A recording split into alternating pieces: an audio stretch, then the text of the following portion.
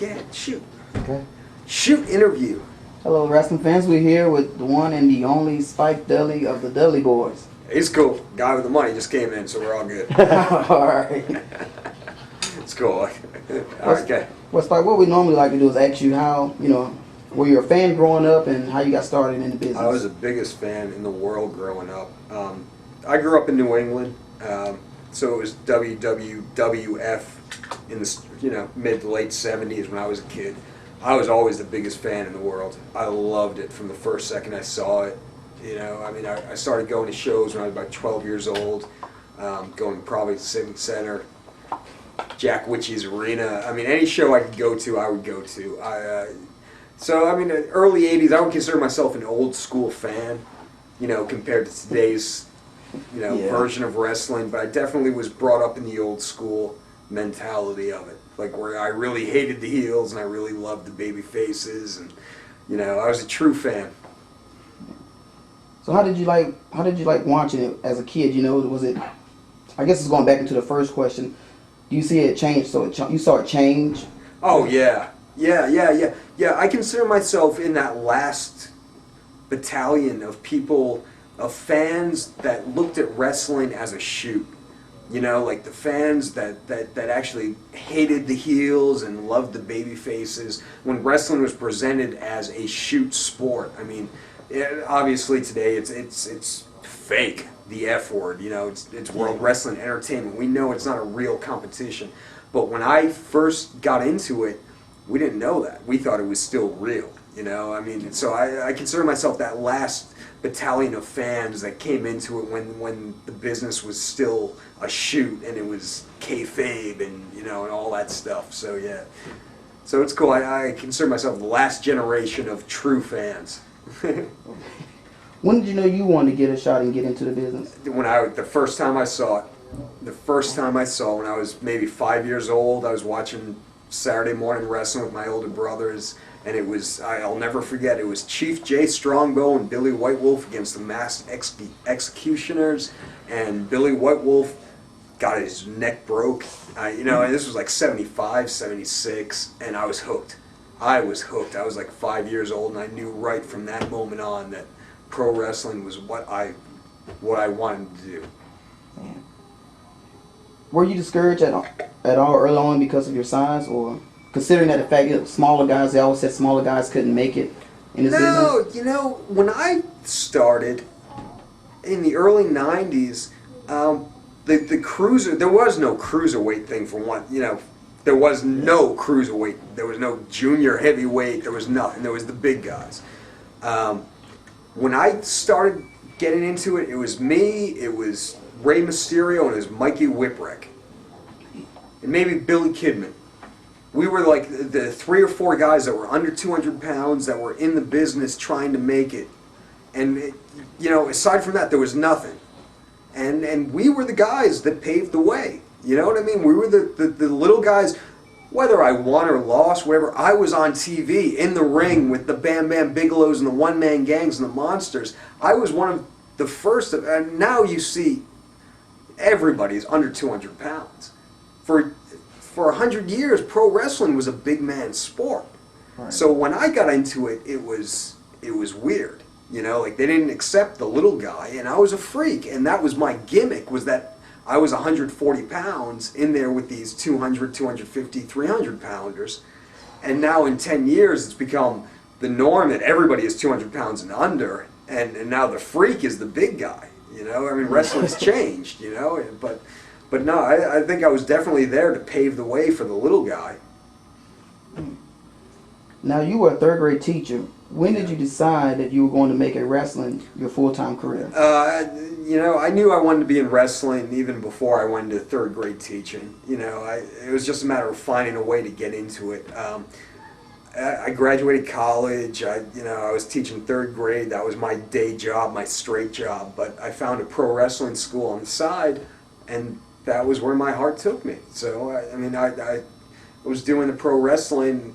I had my day job as a third grade teacher to support my wrestling habit. Right. And it was after about 3-4 years of paying my dues, really. working a day job to support my wrestling habit that I finally made or was able to make a living out of pro wrestling. So how long did you continue teaching when you was in ECW or? Well, no, I got out of college in 92. I started training in 92. It was about that time. I did 2 years of the third grade teaching. And then 2 years of training, doing the indies in the California circuit, and it took me, let's say, I started in 92, I got hired in 96. It took me about 4 years of paying my dues, building, whatever it is, the local scene, building up your credentials until I got hired by ECW.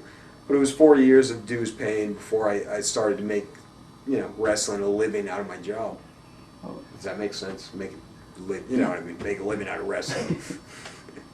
As a former teacher, what are your thoughts on Matt Stryker, who as a teacher used to use sick time to wrestle in Japan and got caught and got fired as a teacher?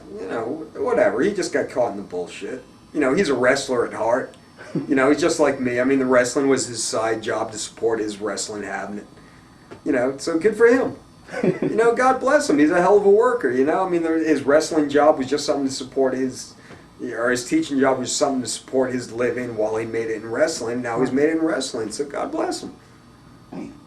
How did you meet Roland Alexander? That was the guy. I moved out to California. I was watching Saturday morning wrestling, and a commercial came on. Hey, so you want to be a pro wrestler? Well, it was Roland Alexander. It was the guy that owned the school. So I called him up. Roland owned the school that I trained at. That was it. I called him up. Hey, can I get a job? Or can I, at the very least, get trained to be a manager, wrestler, referee, whatever it is. And that's where it started. Do y'all still communicate now? Or? No, I haven't talked to Roland in years. He's a piece of shit. Any stories you want to share about Roland? Or? No, his record speaks for himself. He's a guy that started off with good intentions, but thought that, he knew what the business was about, and he's never taken a bump in his life. So, he just tried to bushwhack the boys, and I won't be bushwhacked. How's that? Memories of training, any fond memories you have from training? Or? I loved my training days. Are you kidding? It was great. I was getting beat up. All these big guys that, supposedly the guys that had potential. These guys, they would take advantage of me, and they'd try to beat the shit out of me and all that, but I didn't care. I loved it, I loved to wrestle. I loved to be a part of it. I didn't care if they beat me up, if they made me look bad, whatever. I just wanted to be a part. So getting my ass kicked, I was just paying my dues. What are your memories of Chris Daniels? I don't have much with Chris Daniels, Chris came in for maybe 2 matches in ECW, and that was it. I didn't work. I think he worked with Nova in ECW, and then he came in and he left. So I don't. I always got along with him fine. He was a good guy, hell of a worker, but I don't have any professional experience with him. So. Donovan Morgan. I trained Donovan.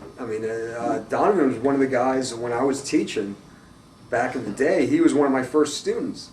So he'll admit to it. He was one of the guys I broke into the business. Donovan's just one of those guys that loves the business, and just wanted to suck up knowledge and suck up talent and do whatever you can. He's a good guy. He just wanted to do what was best for the business. Mike Modest. Mike broke me in. Mike was one of the guys that taught me the ins and outs and the do's and the don'ts, and I owe an awful lot to Mike Modest. For all intents, he was my main teacher my first 2 years breaking in. Oh, man. What are your memories of your matches out west with Aaron O'Grady? I didn't work with Crash. He was on a couple of shows that we worked together, but I never worked against him. He was a kid Crash was talented. He knew the business, So in California, when I was first breaking in, he was already established. So he came in and he worked on some cards that I worked with, but I never worked against him or with him. When I got to ECW, Paulie and Taz and Tommy Dreamer, those guys, do you know anybody else from California? And I said, yeah, Crash and Vic Grimes and Robert Thompson. There were some guys, and they gave Crash a chance. And Crash, he had his own personal problems. It didn't work out in ECW, but he got a job from WWF. In California, I don't know anything about Crash. I met him and developed my relationship with him in WWE. So, all I can say is we broke in the same area. But I don't know anything about his background, I didn't develop my rapport with him until we got to New York. How were you contacted? Were you contacted by ECW, or did you contact them? I sent out. I made a little video of highlights of my matches, my indie matches in California for the past 2-3 years, and sent out a little promo tape to everybody. And I guess Taz or Tommy Dreamer or Paulie, somebody in ECW saw it and said, "Hey, we'll call this guy. He looks like he has potential." So I had a call from him, and I was working my day job. So you were still teaching at this time? No, I was in a financial printing company. It was I had switched. I'd done my 2 years of teaching. And I was just looking for a day job to support my wrestling habit. So I got an office job. It was a financial printing firm. It had to deal with Wall Street and all that sort of bullshit, and whatever. It was just an office job. But one day, after I'd sent out my video, I got a call at my office. It was great. It was Perry Sarin, actually. Perry was calling because he was like the representative from ECW. And we got your video, and we like it, but we want to see more matches. So I said, okay, fine, I'll send you some matches. So aside from a home video of clips, I sent him a few matches, my complete matches, and I got a call a week later back from them. Okay, you look pretty good, kid. Can you move to the East Coast? And I said, well, yeah, I can move to the East Coast. So I packed up my shit from California, drove 3,000 miles, whatever it was, moved out to Long Island, and there we go. And I started in ECW, and that was it. So before ECW, did you know anybody that was already in ECW? No. I didn't know a soul. I didn't know anybody. Were you nervous coming into ECW? Terrified. I was terrified. I had no idea, I'd seen a little bit of ECW on TV, and I thought it was just crazy violence, But, yeah, but it was on TV. It was wrestling. It was the next step up. So, I was excited about that, but I was terrified. What are your initial impressions of Paul Heyman? Paul's a psycho. Paul's fucking crazy. He's nuts. But there's nobody that has a better mind for the business than Paul E. And Paul E took a look at me, and I was a 140-pound kid, and brother, I can give you a shot. We can, you and me, we're gonna make money. And I went, okay. And I trusted him, and there's nobody. It's been 5 years I worked with WWE, and Vince paid me a lot of money, and to me, I'd spit on Vince if he was on fire. Paulie, I would give my left nut to. I will always be loyal to Paulie. He's just always done the right thing, always taken care of me, always been a friend. Just made the business mean something. It's not just a job when you're working for Paulie. You're passionate. So do you and Paulie still talk? Yeah, I'm very close with Paul. He's a good friend. Were the other guys receptive to you in the locker room at ECW? Yes and no. Coming at my size, it was freaky, because they already had Mikey Whipwreck as the little underdog guy, and then here comes another little underdog guy. They had little Guido, who was doing the same thing, so. But I think when the guys realized that my attitude, I'm in there. I love the business. I just want to make the guy I'm in the ring with look great. Right. And Bam Bam came up and said, I want to work with this kid. And after like 3 months, I got this giant push working with Bam Bam Bigelow. And after that, I just got along. I had no problems in the locker room. I got along with everybody, from Rob to Sabu to Shane Douglas to Taz to the Dudleys. Getting along has never been a problem. So when you first came into ECW, how receptive was Bubba and Devon towards you? Well, Bubba's scary. Bubba took me in because I was a Dudley, so I was his responsibility. You know what I mean? And Bubba, anybody that knows anything about Bubba knows he's a hard ass and he's loyal to business. And all of a sudden, he was given the burden of having to be responsible for me and making sure I do the right thing. Because if I do the wrong thing, then that makes him look bad. You know what I mean? Bubba and I have an incredibly tight relationship. He's my big brother. He's my big father. He's always looked after me. He's always taken care of me. Without Bubba and Devon, I would be nowhere in this business. You know, so I mean, I've got a very, very tight bond with those guys. So what was your memories early on working against them? Oh my God, am I gonna fucking die? I was terrified. My first shot at the ECW arena, I was doing some schmoz and they were throwing me off balconies, and I was fucking terrified. Because I didn't, at that time, when I first came into ECW, I didn't think ECW had a rhyme or reason. I thought it was just violence for the sake of violence, like shock radio, that sort of thing. And then once I got there and I realized there was a rhyme behind the reason, you know, and then I figured out, like, wait, there's more. This isn't just senseless bloodshed. We're telling a story behind here. And once I figured out what the story was, then everything seemed cool, you know, and everything started to click. But my first 6 months, I was scared out of my fucking gourd. I thought the place was a shithole. I mean, excuse my cussing. This is the shoot. Say whatever you want to say in this fight. All right. Do you think they were overly stiff with you or with anybody? If they were, they've yet to tell me. You know what I mean? I mean, if someone wanted to go out and be stiff with me, how do you come back from the locker room after a match and you go, yeah, I really beat the shit out of Spike? Who cares? I'm 140 pounds. You took liberties on me? I mean, fuck you. That leads into my next No, question. I never had any problem. Because if anybody beat the shit out of me, I didn't know it. If anybody was beating me up, I was laughing at them going, yeah, that was a good one. And then once they realized I could take their shit, well, then no problem, you know? But no, I'll take an ass beating from anybody. I don't care how big they are. No one's going to hurt me after what I've taken.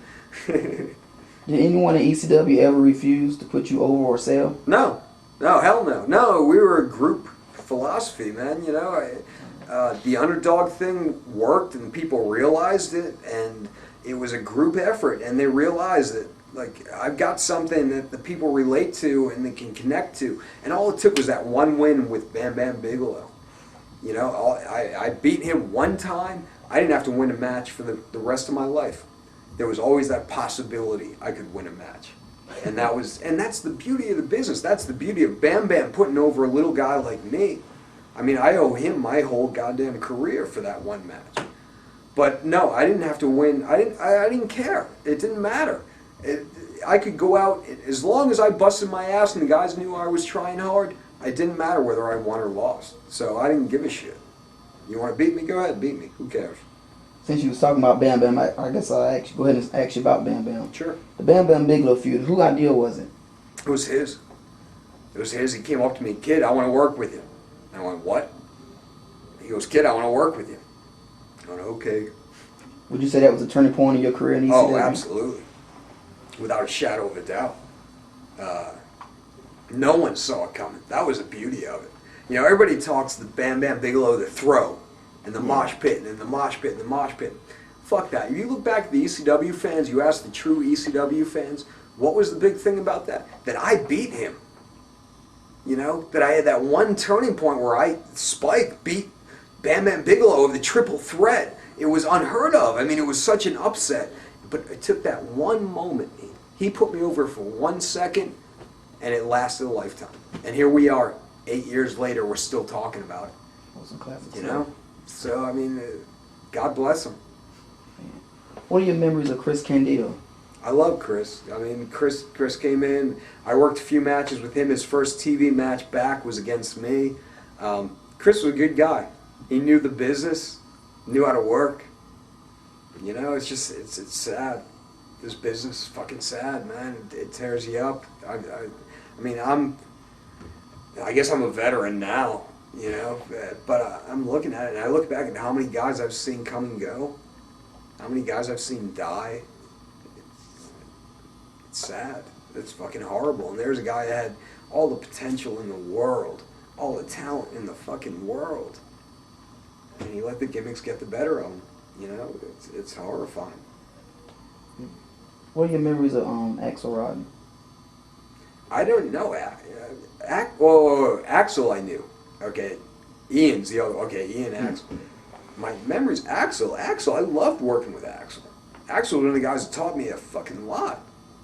You know, I'm actually kind of going, why are you asking me about Axel? Like, why are you bringing that one up? Seriously. I always remember some of the matches you remember some of the matches that you had with Axel?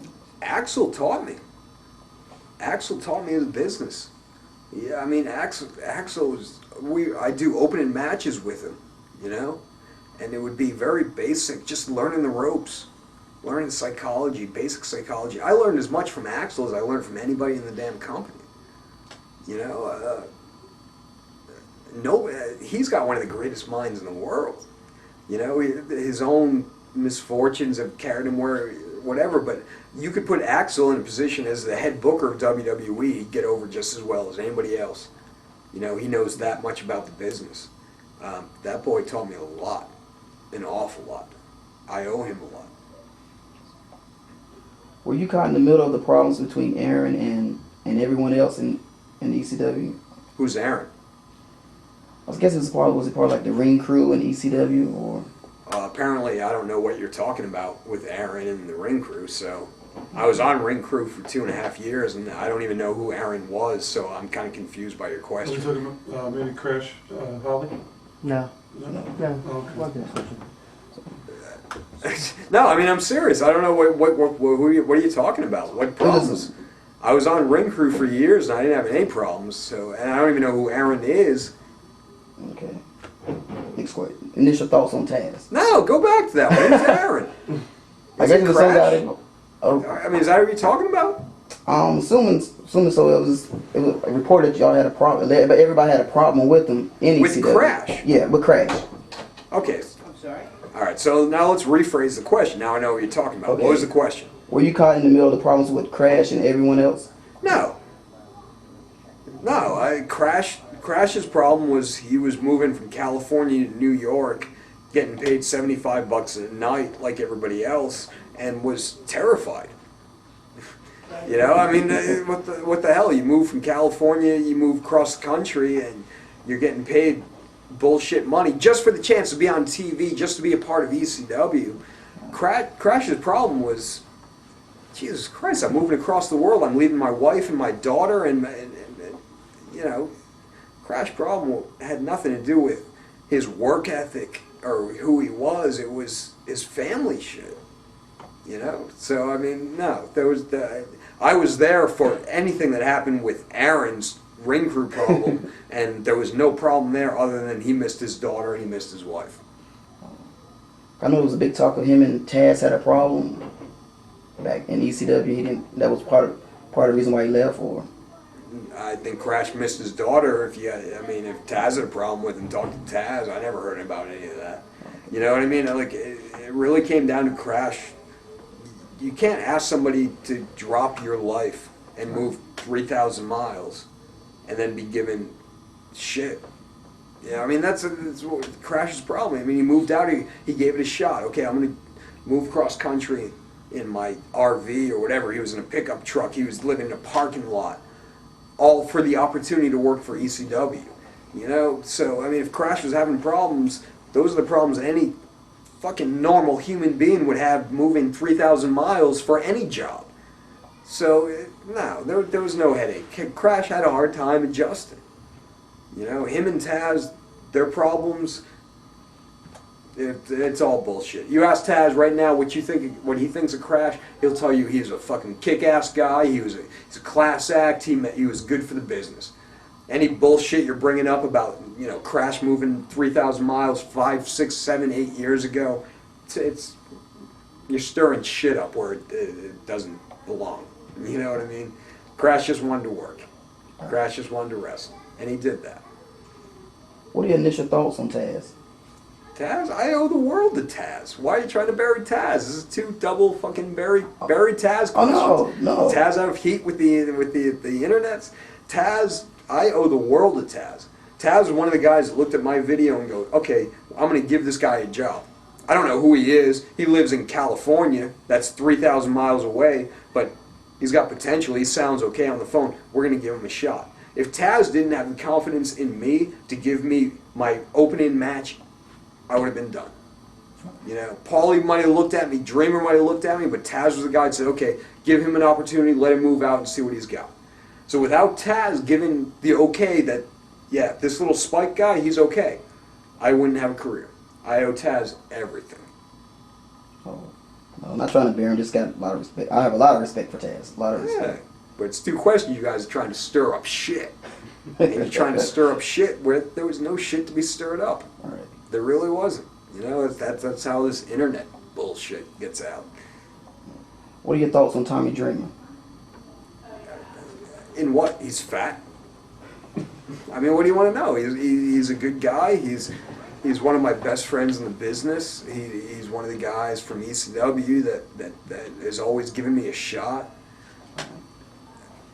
You know, what can I tell you? He's a good guy. Yeah, He's true to the business. A lot of people say good things about Tommy. What are your thoughts on teaming with Mikey? Mikey Whipwreck? Mm-hmm.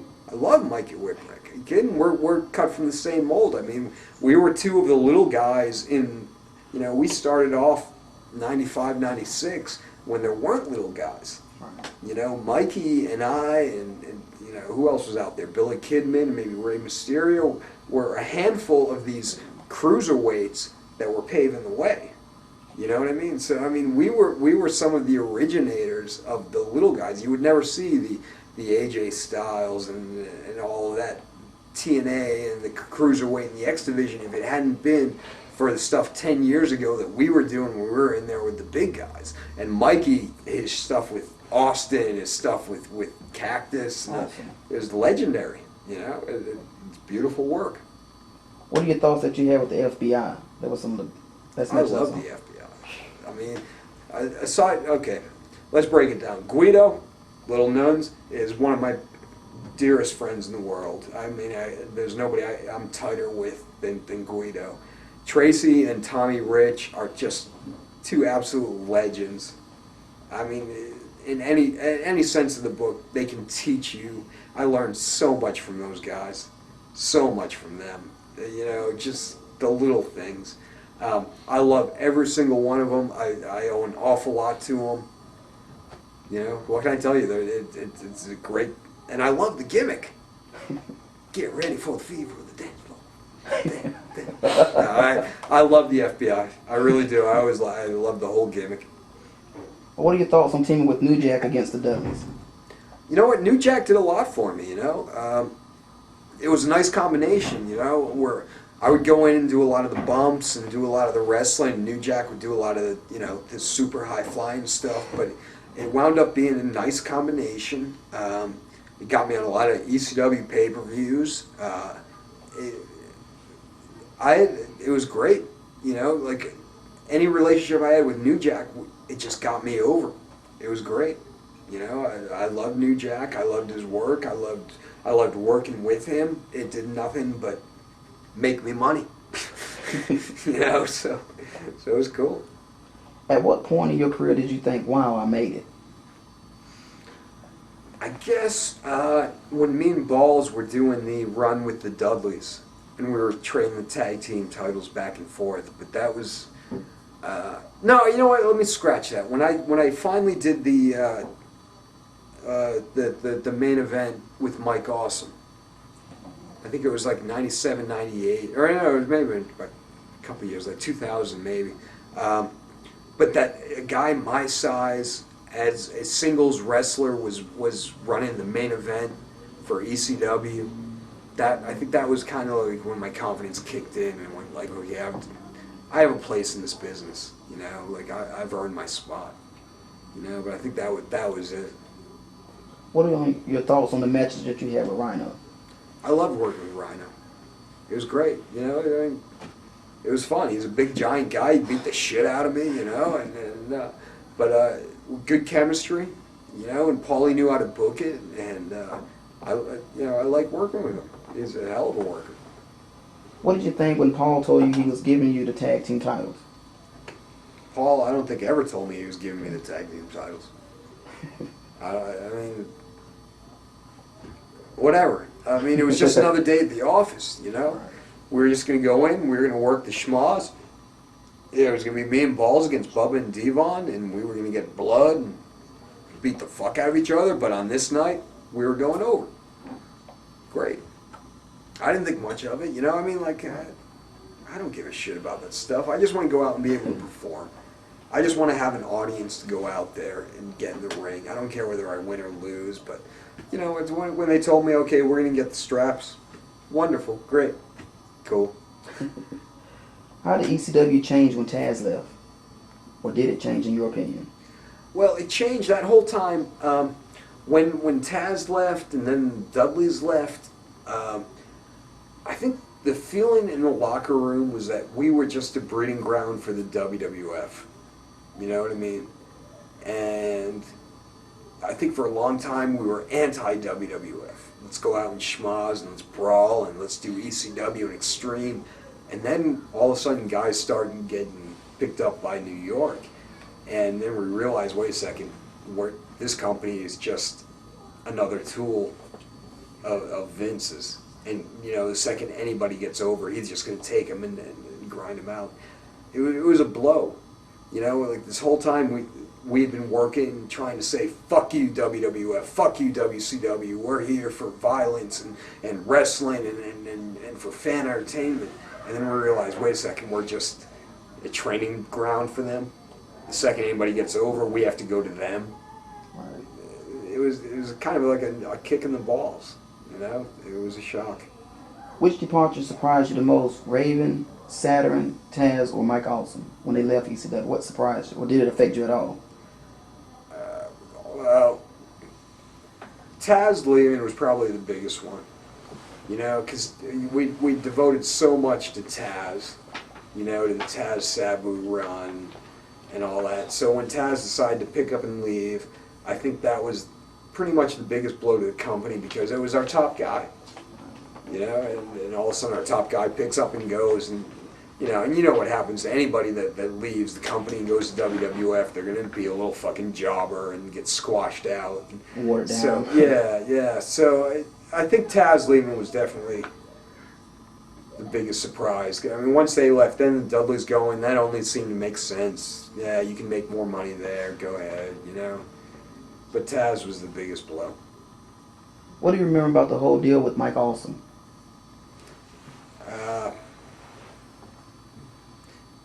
You know, that happened, I had worked that last pay-per-view, and I blew my knee out that match. So I was done. I was out for about 6 months following that match. And then it was, you know, and then Mike got the offer to go. It sucked because Rob Van Dam was out with a broken knee, Taz had just left, the Dudleys had just left. We were trying to build our own product around, you know, Mike Awesome and the Rhinos and things, and ECW had finally gotten TNN on national TV, and then, you know, he took the world title and picked up and left. It was scummy. You don't do that, you know, that's fucked up, you know, because, I mean, so many guys worked hard to get him over and establish him as a credible world champion. And the second he got some credibility, well, fuck you, I'm gonna go to WCW and ride the Partridge Family bus. You know, I mean, it was a bit of a blow. It was disheartening. Were you ever contacted by WCW when you was in ECW? Yeah, I was. Right after Bubba and Devon left, Big Dick was still alive, and I think there was some thought of doing a Dudley thing against them, bringing in Big Dick and Spike, you know, on WCW's end to counter Bubba and Devon going to WWE. But I had a good thing going, and I didn't have any interest. You know, I wasn't going to go unless they were offering me a mad amount of money, and they weren't. So I just blew it off, and I'll stick with ECW. It's home. At what point did you realize there were problems in ECW? I had faith with them that the company would continue, you know, until it was actually over. You know, Paulie always was screwing around. There was always problems. you know, be the check bouncing, this and that. But I always thought ECW would stick around. I didn't see it folding. You know, even when they came out and said we're folding, I thought it was just kind of a scam and it was going to come back in a couple of months. I never really believed it was going to die. Until I started working in WWE, I always thought there was going to be ECW. Did you have in your mind a breaking point where if things didn't turn around by this time, you had a backup plan? Or? No, my backup plan was, goddamn, I hope New York picks me up. And they did, you know. So, no, I didn't get to that point. Now I'm at that point with breaking, you know. What do I do if there's, you know, life without wrestling, that sort of thing. But 5 years ago, no, I wasn't feeling that at all. Going back to Mike Awesome, what do you remember about the night you injured your knee against Mike Awesome? Fuck, this is the main event of a pay-per-view. I have to finish the match.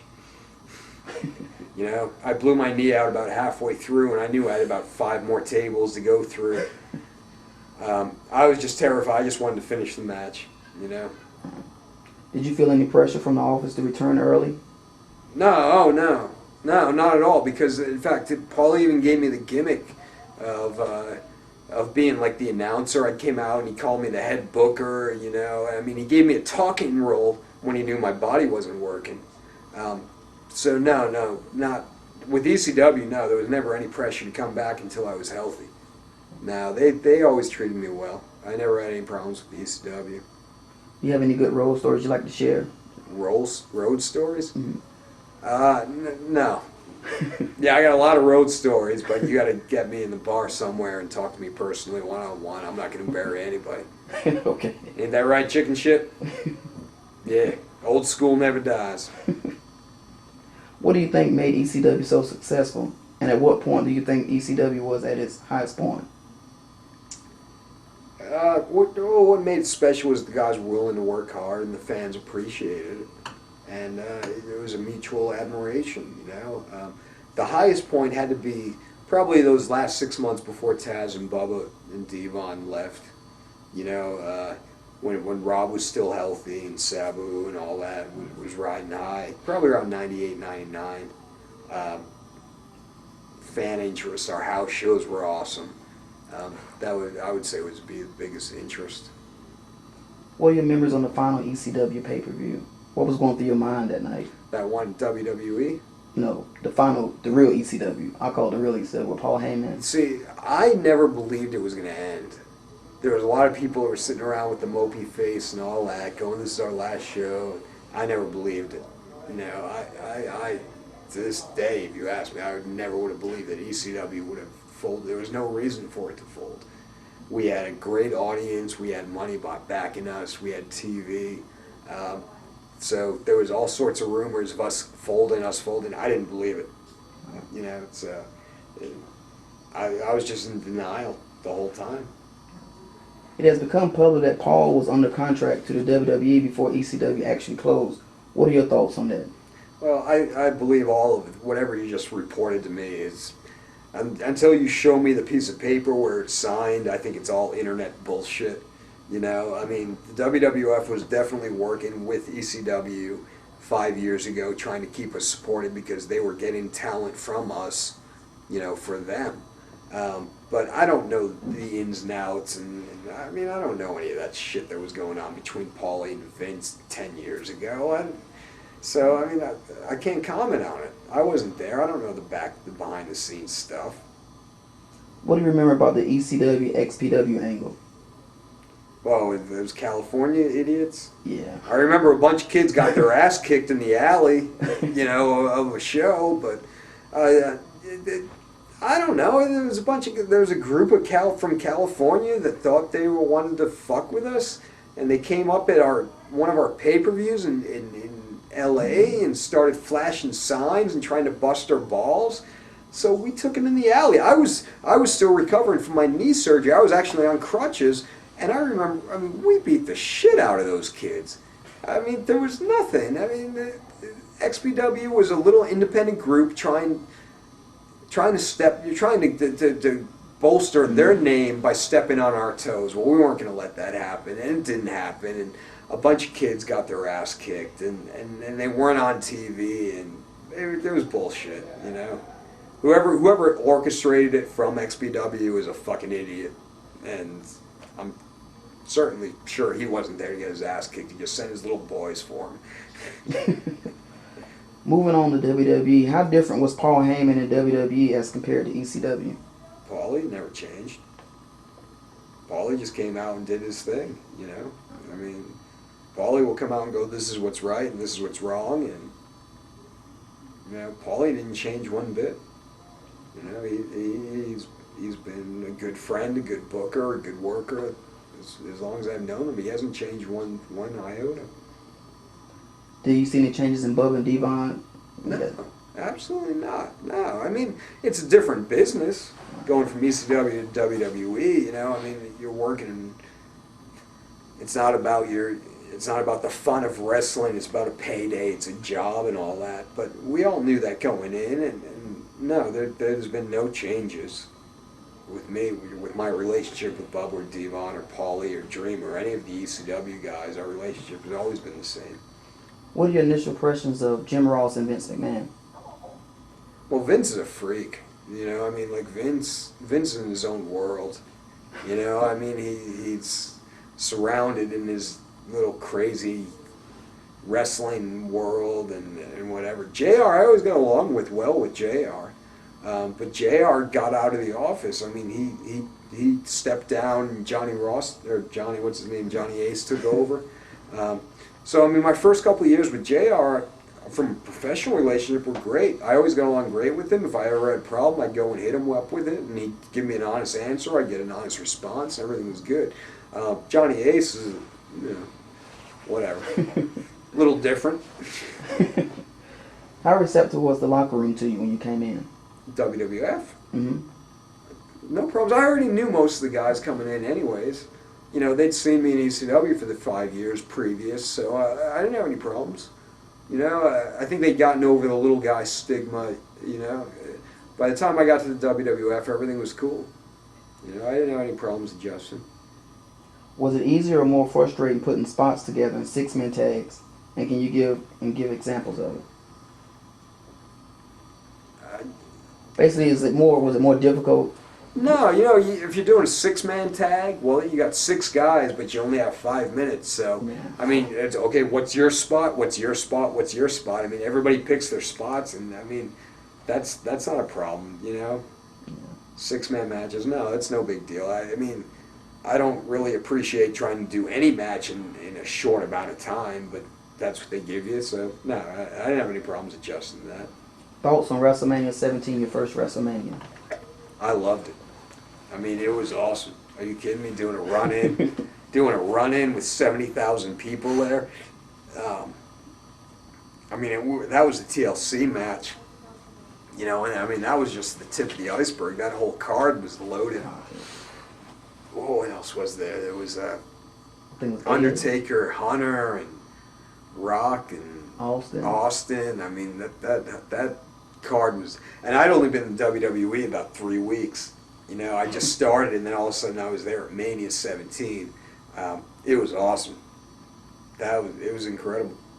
Going from ECW, the little alley, to the world, it was a big difference. It was cool as shit. How weird was the locker room once the WCW guys started coming in? Whatever. You know, I mean, like... It wasn't that big of a deal. I mean, I was coming from ECW, so I guess I was one of the outcasts too, but everybody knows everybody. Wrestling's a very small world. You know, there was no, oh, you're WCW, you're evil. You know, we all got along. As long as you were willing to do the right thing out in the ring, nobody had any problems. You know, it was all cool. How odd was it to be working with Crash on a WWE pay-per-view? You know, that was a kick. That was a hoot. That was a guy that, you know, I went back to my breaking in days, and, you know, before either one of us were on TV, we were working together, and then a few years later, we meet up in this crazy world and doing, you know, the hardcore. That's what it was, wasn't it? It was like one of those hardcore matches, right? Yeah, I mean, it was a hoot. It was cool as shit, you know. Whose idea was it for you to start working with Molly Holly? I don't know. That was just handed to me. honestly, that just came up. Hey, you and Molly, that you guys look like you have some chemistry. And we're gonna go with. And I went, okay. So I don't even know if it was a writing crew, if it was wrestling. I couldn't even tell you. Knowing she's very religious, was there any problems with her doing? No, you know what? Me and Molly had great. I love that angle. It was honestly, it was a cool angle. We had good chemistry. There was something about the innocence of the two underdogs. The two, we were both, maybe at my size and her at not being the typical WWE diva. There was a lot of really natural chemistry between us that worked really, really well. And I don't know who came up with the idea, but I loved it. It was great. What are your thoughts on Bob Holly? Do you think he really was a bully? No, Bob, no. Jesus. It is one of those pussy questions.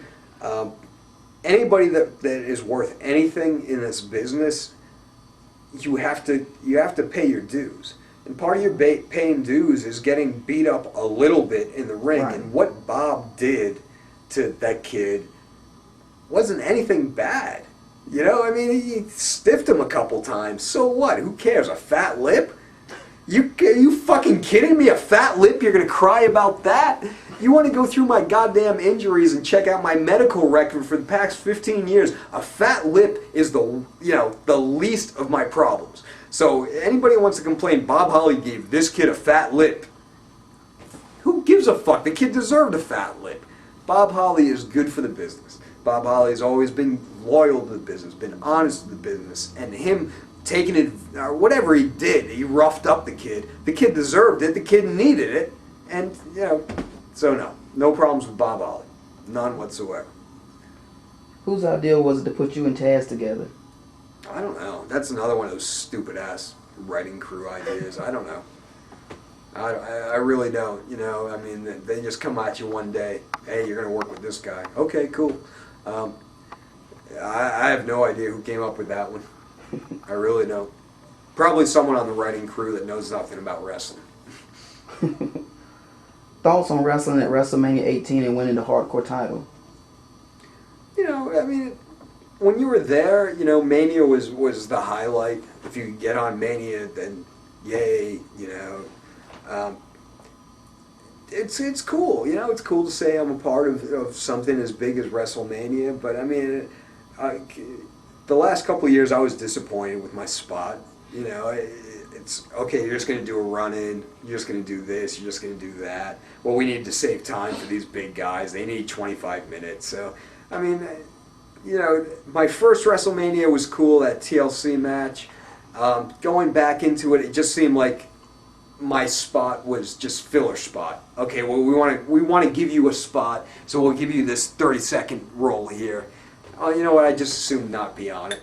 Then give me a bullshit roll. I'd like to do something that means something. Don't just throw me a bone. Fuck you. Give me my paycheck. Let me go home. I'd rather spend the weekend with my wife than to have a bullshit roll. What was the locker room reaction to Brock Lesnar leaving the WWE? Well, that was those guys. That happened on SmackDown. I was on Raw when he left. You know what? It was one of those things. I think the more appropriate question was, what's everybody's reaction to The Office throwing so much money into an unproven guy? There's no doubt Brock was a talented son of a bitch. Look at the body and the physical aspect. He could work his balls off. But is anybody worth anything without paying their dues? Why does in his first year does he have to become the world champ? And they're so quick to throw the world strap on anybody they think could sell T-shirts, when for years it was groom them. Like, make him pay his dues, make him learn the craft, and then he can be of value. Now in the WWE, it's, we can sell some shirts. Give him the goddamn title. Make him the champ. We got to push him. And John Cena, I love him to death. Nicest guy in the damn world. He will come and sit down right next to me and go, I'm not ready to be world champ. Because he doesn't know the craft. It takes time. But the WWE has bypassed the learning the craft and what can we sell? What can we sell? Well, John Cena, he can rap.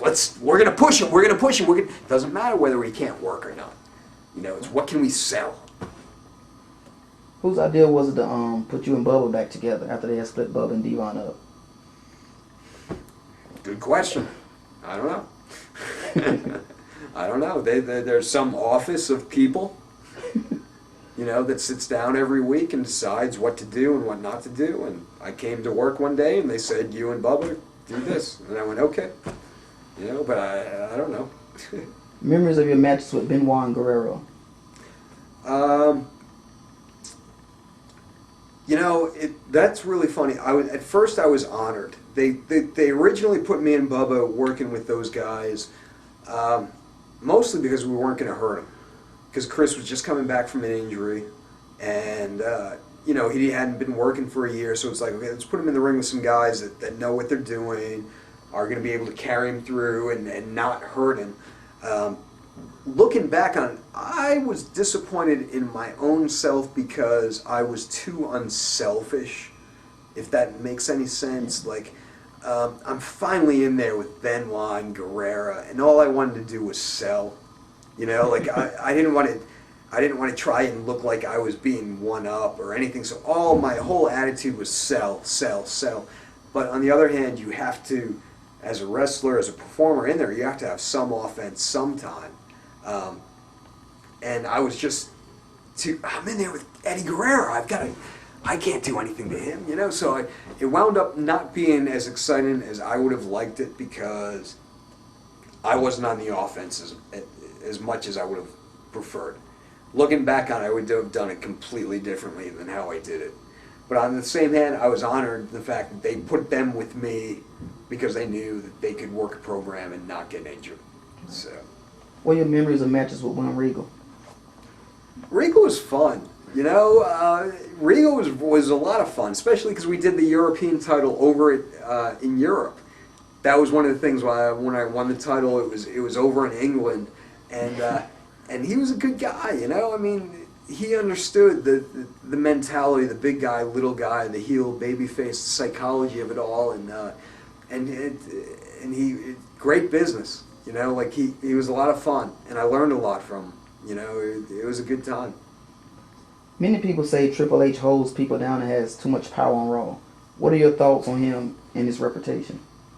I don't know. I haven't been on Raw for a while, so does he have too much power? I mean, it depends what decisions he's making. I mean, you know, you can't argue someone.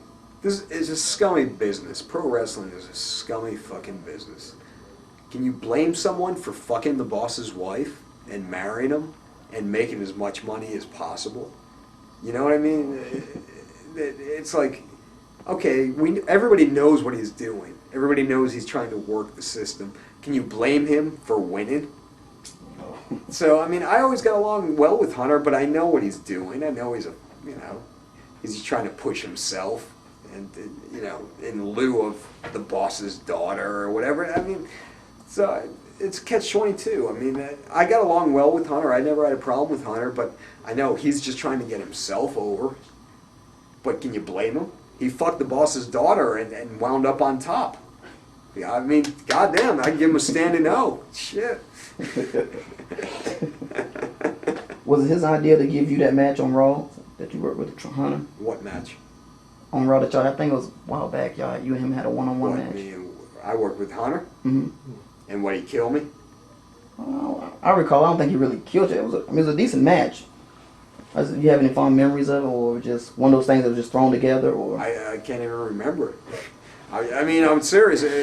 I'm sure I worked with Hunter. I mean, I know I've worked with Hunter in the past, but it's like, if we would go out and do a TV match, or was it important? I mean, was there an angle behind it? Or I think it was just like one match. It was just a match, right? Yeah. So, yeah, I went out and worked with Hunter. He probably made me look pretty good, because Hunter is a hell of a worker. But, no, I mean, that's just something. You show up to work, you're in the ring, you work with whoever you're supposed to work with. I can't even remember what it, you know? I mean, couldn't have been that great. Were you pressured to alter your physical appearance when you came into WWE, or? No. You know, it was funny. Here's one. My I walked in, my first week was in Albany. So I came in, did my little thing with the Dudleys and all that. Okay, cool, come back next week. I came back next week, and I got pulled aside by, it was by JR, actually. And JR said, Spike, you know, our writers are having a hard time recognizing you. So could you wear a jacket and tie to TVs? And I went, excuse me? He goes, well, it's just that you're so small, the writers don't know that you're a wrestler, so if you wear a tie, they'll recognize you. Well, that was the WWE's little bullshit way of testing you. How much shit can you eat before you fire back? You know? So here, okay, we're giving you a job. You don't have any bargaining leverage. You know, like if I argued about my money, well, fine, you're fired. You know what I mean? Like I had no leg. Okay, so I walk in. You want a job? You have to wear a tie. Okay, I'll wear a tie. All right. So I mean, you get fucked with all the time in that company. It's a bullshit company. I mean, and that was my first introduction. was to them fucking with me. Yeah, you have to wear a tie because no one can recognize you. Well, I'm sorry, you're a writer for wrestling. I've been in ECW for 5 years, and you don't recognize me. Why do you have a job? Yeah, but I had to wear a tie for about a month or two. Are you surprised it didn't work out for Raven in the World Wrestling Entertainment? Was I surprised? No, I mean, you know, it's a very political company, and it's all how you deal with behind the scenes. And Raven, for all of his genius and all of that, can be a pain in the ass. You know, and when you're dealing with the company and with marketing and producing and all that, and you got one guy that's being a pain in the ass. No, I mean, him getting fired or whatever, it's not any different from anybody else. You know, they fired a lot more talented guys. Thoughts on some of the writers in WWE? Brian Gerwitz? Well, you know, it's hard for me to sit here and talk about them individually because I'm not there for the writings. I really don't have a lot of problems with the writers. The writers actually have very good ideas. The problem with the way the company is run is it all comes down to whose idea is it. So you've got the writers that come up with very good ideas, but then the agents want to take credit for it, and then it's a battle between whose ideas, the agents or the writers, and then you throw the wrestlers in the mix, and then you got a three-way battle between the agents, the wrestlers, and then the writers. The writers are actually very, very good, but they're not given the opportunity to shine. You know, I mean. If anybody comes up with a good idea, then somebody else takes credit for it.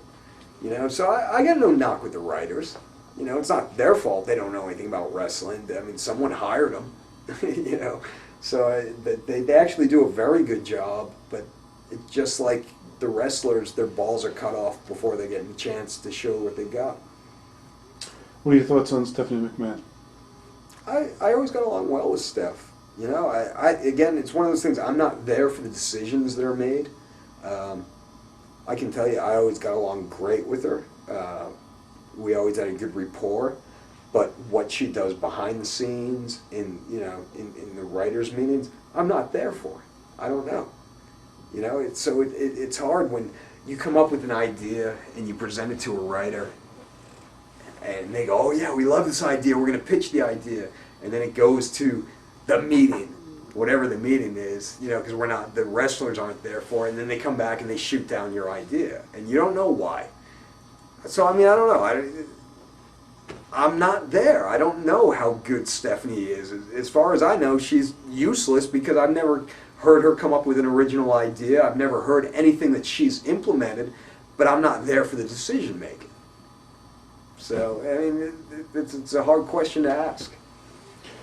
In July 2001, you broke your fibula. What kind of pressures did you feel to come back early or even wrestle through?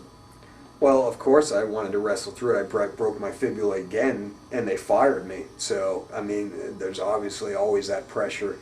If you're not there, if you're hurt, that you're going to lose your job. I mean, they fired Tess with a broken neck. So it's one of those things where if you have the misfortune of suffering an injury, then yeah, you always feel like your job is on the line, which is horrible. I mean, how can you run a company? These guys fucking put their lives on the line every day. And if you have a broken leg, you have to worry about losing your job, you know? But I mean, I went through it twice. Did you find the road agents to be helpful or a hindrance? Depended on the agent. Some of the agents are very good. Some of them are just there trying to maintain their job just like the rest of them, you know? A lot of the agents are just former wrestlers that can't wrestle anymore. The only thing they know is wrestling, so they get a job as an agent. They just want to keep their job. So their job is to appease Vince. You know, they don't. The agents have it as they have to juggle through as much shit as the wrestlers do. And what's worse is that if they lose their job, they can't go work. I mean, I can go wrestle somewhere for some indies. If you're 50, 55, and that's all you've known, and you lose your job, you're fucked. So it winds up to catch-22. The agents wind up being the biggest problem in the office, in the company, because they're just trying to protect themselves individually, and they lose aspect of the total picture.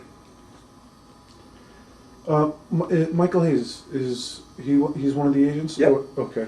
How is he as far as his experience in the 80s and stuff with that kind of...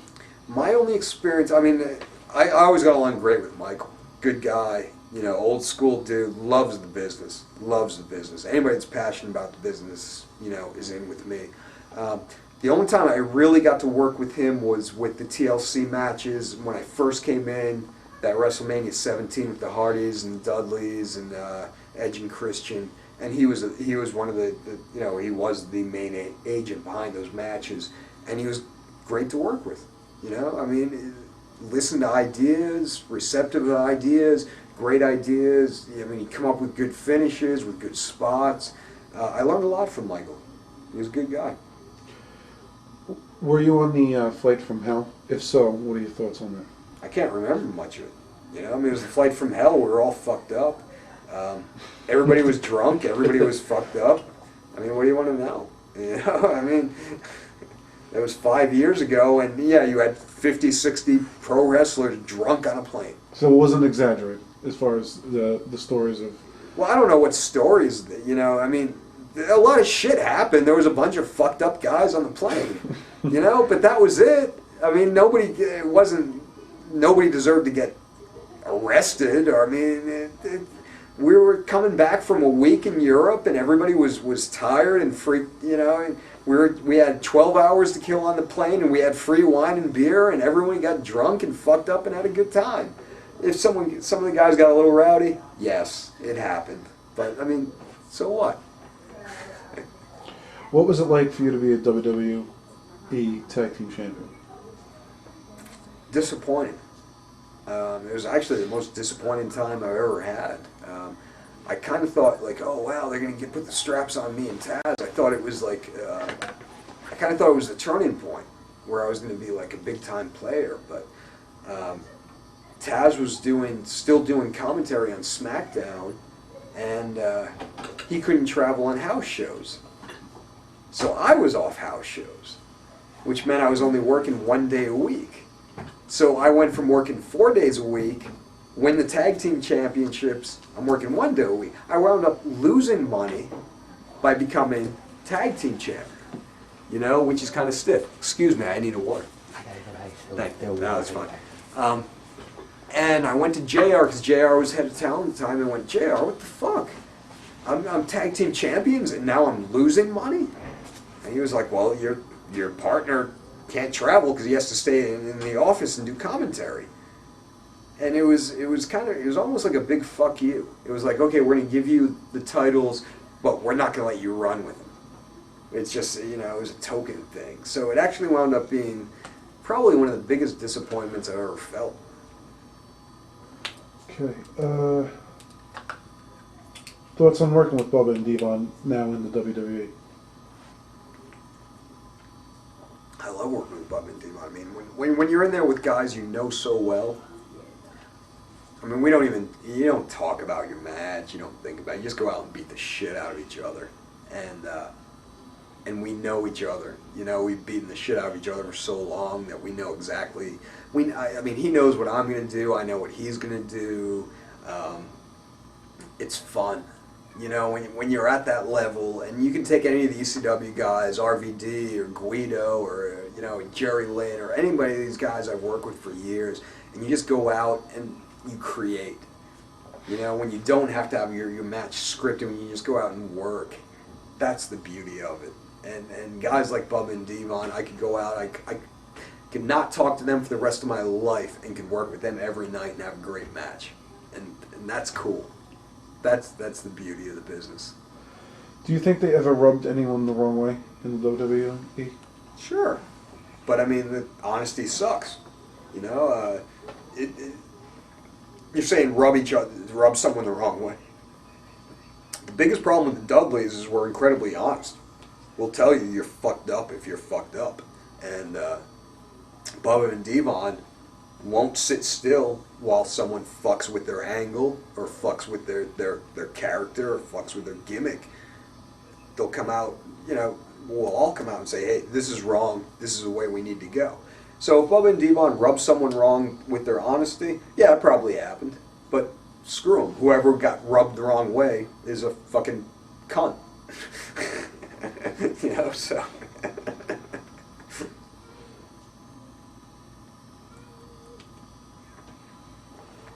Your thoughts on John Cena? Love John Cena. John Cena is with unbelievable talent, unbelievable guy, trying to be a sponge. One of these guys is just trying to learn and trying to learn and trying to suck up and be the champion that the company wants him to be, the boys want him to be. If anybody went to John Cena and said, John, are you ready to be world champ? He would say no. He would flat out say no because he's a class act and he knows that he's not at that level yet. But they're forcing it on him, so he's going to take it. I mean, you're not going to say no to the world championship belt. This kid has got a world of potential, unbelievable amounts of potential in every aspect, from character to bumping to selling to you know, he's got it all down, but he needs a few years of grooming. You know, I mean, I certainly think that the world title and all that was thrust on him a little bit early, but he'll adapt. He'll be a player. You know, he'll be around for a long time. Thoughts on the newsletters and the internet? I don't have any. You know, I mean, the internet is about internet fans talking about internet stuff, and most of the time it's, you know, third, fourth, fifth-hand information. I mean, I like to read reviews. I like to see like a fan's review of a house show and see whether they thought it was a good show. But the rest of it is you know, it's second, third hand, fourth hand information. I worked there for 5 years and I don't know anything that's going on because the meetings are so private and so secret. So how are these internet reports? You know, I mean, they don't know anything. You know, I mean, so it's great for the fans. If fans want to go and talk and stir up shit and all that, it's fine. But it's not an accurate account of what's going on in the world of wrestling by any means. You know, I take everything with a grain of salt. Were you pressured to alter your physical appearance? No. No. In fact, that was in '92 when I first started breaking in. That was the one thing I sat down and said, I'm never going to get on steroids. I'm never going to get on juice. My gimmick, my shtick is that I weigh 140 pounds. I'm in there with the world of giants. So, I mean, even if I were to be gassed to the gill at best, I might look like Eddie Guerrero or Chris Benoit. You know what I mean? 40, 50 pounds on my body, you know. But there's a gazillion guys that look like me. I always thought my credibility came by being unique and by being average. You know, there's no average guys out there, you know, and that's my shtick, that's my gimmick. So, no, anybody tried to put, you know, no, I never got pressured to do anything. What do you think of steroids in wrestling? Hey, whatever, you know, if it works for the individual, I don't give a shit. You know, if that's what you think you need to do to make money, go ahead. You know, I could care less. You know, it's been around, it's been there, it's a part of it, but it doesn't affect, You know, the way the boys look at the business. Not one way. I mean, somebody's on the gas and they get a job and they get hired and they start making money. It requires talent in the ring to sustain that, and gas ain't gonna help it. So I mean, you can look all the part. If you can't perform, you're not gonna be there long. So whatever. What did you do to get yourself in good shape, or in that kind of shape? That's how it's read. With me, I mean, well, I'm a little bit of a freak, you know. I mean, one, I'm small. I'm incredibly small. I'm 130 pounds. I only worried about cardio, and I've never blown up in the ring. You know, like I've never been in a situation where I'm sucking for air. And aside from that, I just want to be healthy. You know, I've never tried to bulk up. I've never tried to put on 20, 30 pounds. I just want to be in shape and be able to be fit enough to wrestle whatever the promoter's asking me to wrestle. And I've never had a lack for that, so, you know. Your thoughts on your series with Jamie Noble? Too short. I mean, there was no time, you know. I mean, it was just go, okay, work a match, and then that's it. You know, there was never any time. There was never any angles put in. There was never any serious thought to, you know, long-term program. It was just go work a 4-minute match with him and then walk out. You know, Jamie, all those cruiserweights in the WWE, Jamie, Chavo, and Kidman, these guys are fucking awesome. And given the opportunity to lay down an actual angle and work a program, it never happened. It never happened with any of the cruiserweights. And Jamie, I would have loved to work with. That brings us right into the next question, which is, do you think the cruiserweight division will ever be successful? Not if they don't want it to be. No, I mean, it all depends on whether they want it to be or not. And I mean, obviously they don't. I mean, the cruiserweight champion right now is it's Guido, right? It's Little Nunes.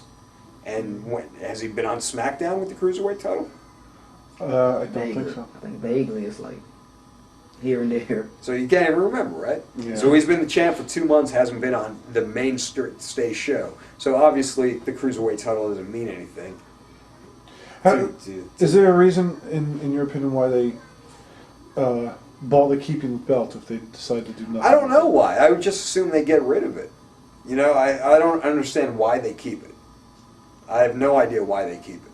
I'd rather them just get rid of it than to do the bullshit attitude that they do with it. You know, it's insulting. You know, Nunes is a cruiserweight champion and he gets squashed out by Batista in 30 seconds. Well, just get rid of the fucking title then. You know, don't insult the guys, because the guys bust their ass. They work hard trying to get it over. Are you aware that the cruiserweights were told to tone down their style? And your thoughts on that? All right. Now, first set up this question. Where are you getting this from? This is stuff everybody gets hears through. Okay, again. so this is hearsay. Yes. Question. Well, that the hearsay office because- came yes. to the wrestlers and said, tone down the cruiserweight style. I guess they're saying it maybe not as you guys. We'll give you an example. Like in TNA, a lot of the guys, the cruiserweight more guys, they go full throttle. They give them the time. Where in the WWE, it's 5 minutes and don't do anything to overshadow the next match. And Okay, so again, I want to go back to the question. What was said to the cruiserweights? as far as that, it would be. I guess it is hearsay, but. Basically, it was like Vince McMahon came to him and said, I want y'all to stop all the high flying and keep it on the ground. Just a report. I mean, Okay, so you see, now this is where, God bless you, I love you, I'm doing a shoot interview, this is all good. Vince never came and said, cruiserweights don't do high-flying stuff. Vince came and said, hey, I'm a little concerned about that shooting star press and that 450, because a lot of guys have been getting fucked up. Now, whatever has been transpired, toning down, all they were looking for was safety. I don't think it was a knock on the cruiserweights. I don't think they're trying to bury I think they're trying to bury the cruiserweights, but not in this case. They're trying to bury the cruiserweights by keeping them off TV. I mean, that's a done deal. That's a given. The WWE is not interested in the cruiserweight wrestlers. They don't make money off the cruiserweight wrestlers. They only make money off the big guys. So it was a little novelty item. It's on the sideline now. It's bullshit. But I don't think that for 1 second Vince ever came to the guys and said, hey, tone down your style, don't work hard because you're going to out-shadow. I don't buy that bullshit. I think he might have said something like, hey, that 450 is a little scary. Be careful with it. But I don't think he ever said, don't come off the top rope. Don't do high-flying moves. And I think that's how internet shit gets blown out of proportion. When you have a match, when you were working all the cruiserweights were working, is it mainly because you can't have these blockbuster matches? They're all very good matches, but the blockbuster matches, because of the time limits they're giving you, and you have to kind of just fit everything in, and it kind of becomes just a good short match. Well, it comes down, they give you, 4 or 5 minutes. Me personally, when I was champ, I wouldn't build any match, like a high, crazy match, with 4 minutes time. I would never do something super crazy. I would never try to build up the physicality to some crazy level, because 4 minutes isn't enough time to do anything. So what's the point of killing yourself and you only have 30 seconds to sell it and then you got to go home? They they pull the rug out from under you before you even go out there. So if they tell you 4 minutes, yeah, it's toned down. I would never try to do any of the physicality that, the ECW style, even the TNA style physicality with 3.5 minutes to tell a story. Because to me, that's retarded. I love wrestling, I love the high flying, I love the athleticism, but I want to tell a story and be able to sell something. So right from the very second they tell you, hey, Spike, it's going to be you and Funaki on Velocity, and you got 4.5 minutes. Well, right there, they cut the balls off from you. And I'm not even going to try to do anything crazy because you only have 4 minutes. And there's not enough time to sell anything, period. So, before I even started figuring out the match, I knew that they didn't give a shit about the cruiserweights. They just wanted their 4-minute filler match, get in, get out. So, I don't even know what your question was, but I think they fucked us from the very beginning to the end. Thoughts on the Four Corners Survivor Series match? Who was in it? I think he was a champion at the time, and you defended against It was a cruiserweight thing? Yeah, cruiserweight thing. Another 4-minute match. Yeah, that's what I'm saying. Yeah, what the hell? It was just another cruiserweight match. Yeah. We had a little program down with all of the cruiserweights, a little formula for doing all of these matches. But when was that? Was that a pay-per-view? It was Survivor Series. Survivor Series. And I was in it? I think he had just lost the belt. Oh gosh, he wasn't. See, I don't think I was even in that one, because I don't remember doing a 4-corner pay-per-view match. I worked a match with Nunzio, and I worked a match with Funaki, but in terms of cruiserweight pay-per-views, I never did a 4-corner. Okay. I don't think. Thoughts on Rey Mysterio? Ray's awesome. Ray's unbelievable. He's in terms of cruiserweight, has brought everybody up to another level. He's an awesome fucking talent, but you got to use him accordingly. If he's going to be the cruiserweight guy, and I come in and beat him, well, then the emphasis should be on the guy that beats him, not back to the guy that lost. And that's the problem with the company is, Ray can sell T-shirts. So it's not a knock on him. God bless him. He's making money and all that. But the company revolves around the people they think they can sell, and it has nothing. They're just fucking their product. They're fucking their own product. Thoughts on Chavo Guerrero? Chavo's awesome too. Loved working with Chavo. In fact, Chavo was the one guy that really, really, really took me under his wing as a good guy when I moved over to the cruiserweights with SmackDown. It was like, hey, brother, you'll fit in. You got psychology down. You got this. You got that. Great worker and just a good guy. A very good guy. Good friend. How much of being successful in the WWE is about politics? Apparently everything, since I don't have a job. I didn't play the politics and I lost. So I think it comes down to everything. Everybody there blew smoke up my ass the whole time and told me how great I was and how long I was going to be there. But I refused to get into the politics games. I didn't give a shit whether I was winning or losing. I never fought for my spot.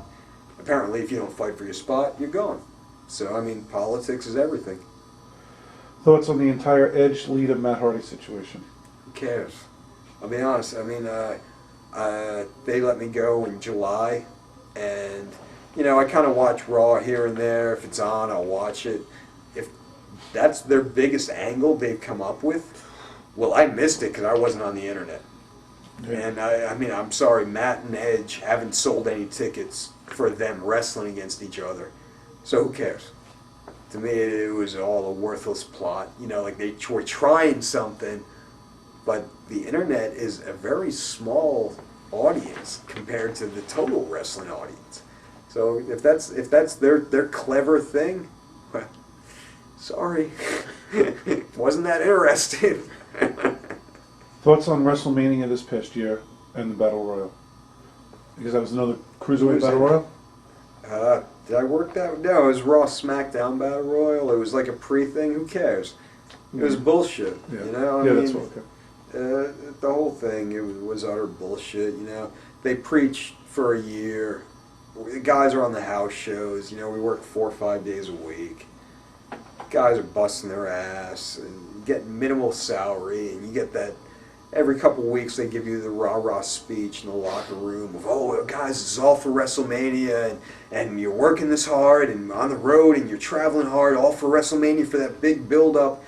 So you finally get to WrestleMania, and all of the guys that have been on the road for the past year, you know, missing their family stuff, and missing the holidays and the birthdays and all that shit, all those fucking guys, the Spikes and the Stevie Richards and you know, the Nuncios, these are the guys that have supported the company, the guys that are the backbone of the company.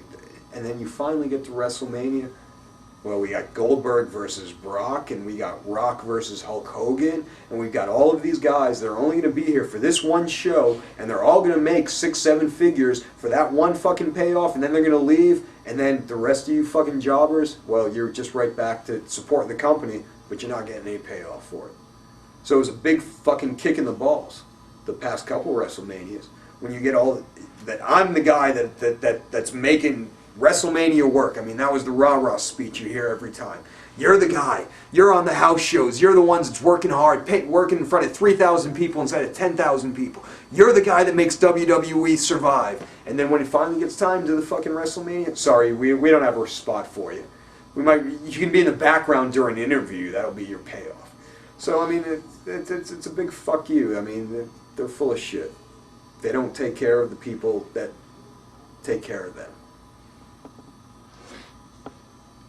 Okay. For 6 or so years, you were on the road constantly. What is 10. life? 10? 10 years. Okay.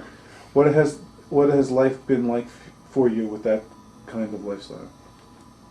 It's, you know, it's catch-22, you know? I mean, I'm married, I'm home, you know. I don't get much time with my wife. I have forsaken trying to have any sort of family, wife, kids. I mean, the wife I've got, but the kids I refuse to have because of the instability, because you have no job security. You know, you're one injury out from being, you know, missing out your paydays. There's no security as being a pro wrestler.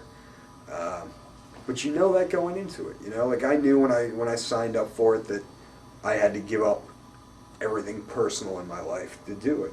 So, I mean, it's a sacrifice that I'm will willingly make, but it's not easy. You know, I have no family life. You know, I refuse to have kids. I wouldn't want to be a daddy and be gone 80% of the time. So I just sacrifice it. I'm a pro wrestler. I'm on the road. That's it. Thoughts on Paul London? Paul's a good kid. You know, I mean, unbelievable athleticism, you know, but again, it comes down to it's a different breed of wrestling. There's old school versus new school, and there's a psychology gap between. It's weird, like the fans that from like 1990 and before is one fan, and then like the 1990s and after are a different fan, and that gap is huge. You know, the psychology and all that. Paul's a great kid, you know, and as long as he's got some guidance, one of the greatest workers in the world. Thoughts on matches with Kidman? Kidman, I didn't have too many singles. I had a lot of like 3 and 4 ways with Kidman. I love working with Kidman. Kidman comes kind of out of the same mold as I do. He was around at the same time as, you know, in the early 90s, as the young guys, the little guys trying to make it in the big man's world. He's got the same psychology as I do. You know, like he understands the business. He understands what his role is. So Kid, awesome talent, you know. Thoughts on the WWE's One Night Stand pay-per-view? Hated it. Absolutely fucking hated it. I didn't even want any part of it. In fact, I was disappointed I even showed my face on it. It's you can't put ECW, but owned by WWE. To me, that's the biggest fucking slap in the face. It was the biggest fuck you. It was the biggest piece of shit. It was Vince's way of making money off of something pure. And I didn't want anything to do with it. I didn't want any part of it. The only reason I was there was, you know, it was my job. I had to be there. But I didn't want to be there. I didn't want to be any part of it. I didn't even want to be. I hate it. Fucking hate it. Thoughts on Rob Van Dam's speech? Oh, Rob was shooting from the hip. You know, I mean, Rob is Rob's a straight shooter. Sorry.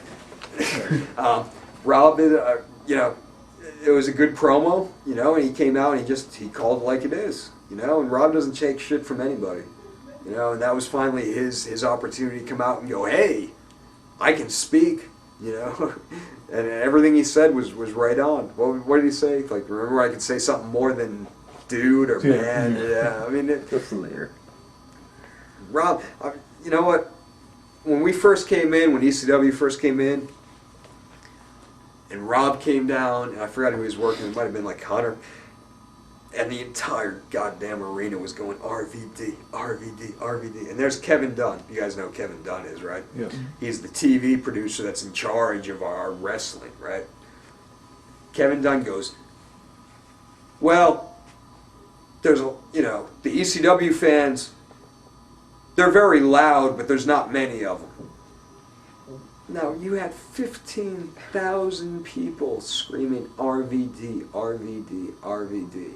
But because he wasn't a WWE product, there's Kevin Dunn going, oh, he's not one of us. Now, they're loud, but there's not many of them. Forget about him.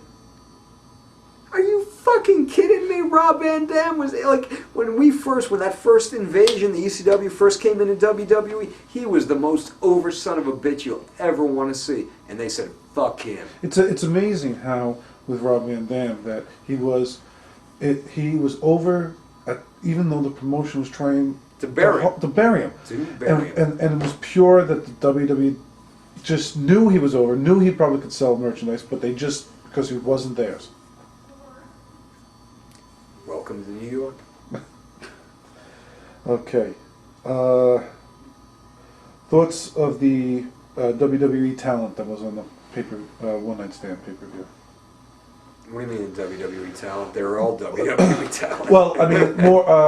It wasn't authentic, total ECW talent where you had guys like guys who worked ECW but were not really known as ECW guys, like Benoit, Mysterio, even though they worked many matches. Sure.